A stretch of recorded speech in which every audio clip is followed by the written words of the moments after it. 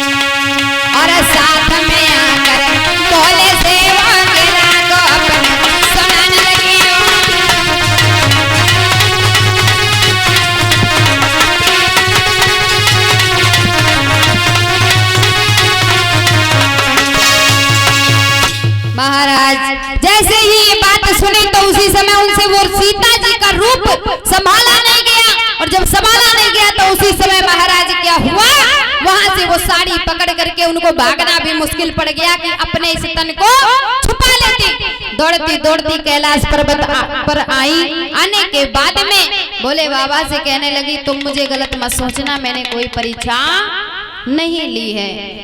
और देख लो मैया सती जी ने पहली बार अपने पति से झूठ बोला, और झूठ बोलने के आप जानती हो अपने दुनिया में सबसे झूठ बोलना, लेकिन अपने पति से कभी झूठ मत बोलना। और मैया सती जी ने बोला कि मैंने कोई परीक्षा उनकी नहीं ली है, आप मुझे गलत मत समझना। माताओं एक बात ध्यान रखना,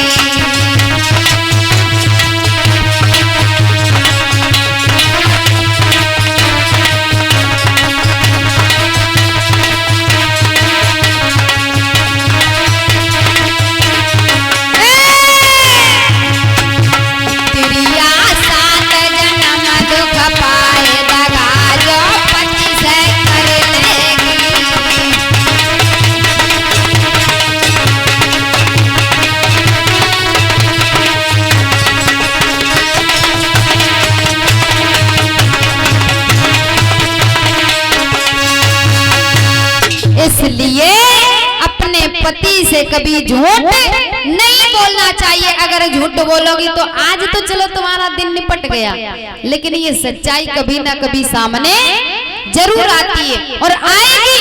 आज झूठ बोल लिया, कल झूठ बोल लिया, एक ना एक दिन सच्चाई सामने आती है। तो इसलिए ऐसा काम क्यों करो?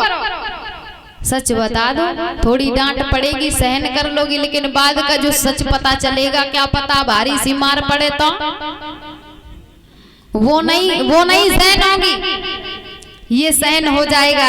मैया सती जी ने क्या किया है? झूठ बोला। आकर के झूठ बोलने के बाद में भोले बाबा ने अपनी अंतर आत्मा से ध्यान करके देखा। उसी समय कहने लगे, तुमने तो सारे कर्म कर डाले और मैंने प्रभु श्री रामचंद्र जी को अपने पिता के समान में मानता हूँ।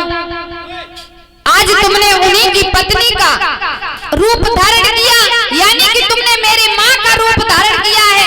एक बात ध्यान रखना, आज से मैं तुम्हें स्पर्श नहीं करूंगा, आज से तुम मेरी माँ के समान हो। मैया सती जी कहने लगी, पागल हो गए क्या? हम तुम्हारे साथ में रहते हैं, तुम्हारी पत्नी हूँ, और तुमने ये कैसे कह दिया कि तुम मेरी माँ के समान हो? एक पत्नी कभी माँ नहीं बन सकती है, तुमने क्या कहा?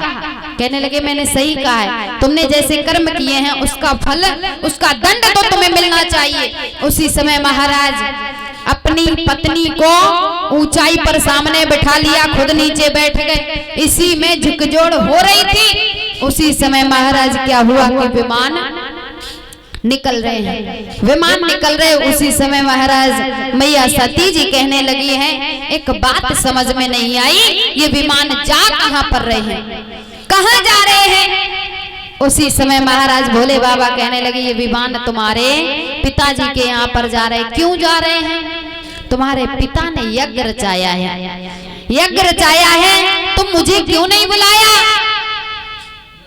कहने लगे हैं, अब ये तो मुझे नहीं पता है क्यों नहीं बुलाया है, लेकिन हमें निमंत्रण नहीं दिया है, बिना निमंत्रण के हम नहीं जाएंगे। मैया सती जी कहने लगी, वो तो मेरा घर है और मैं बिना निमंत्रण के भी एक बार चली जाऊंगी तो भी कोई दिक्कत नहीं है। कहने लगे, भोले बाबा मान जाओ मेरी बात, बिना सम्मान के जिस जगह पे अपना सम्मान ना हो, अगर उनको बुलाना होता तो मुझे निमंत्रण दे दिया होता, मुझे निमंत्रण नहीं दिया ताकि मुझे बुलाना ही नहीं।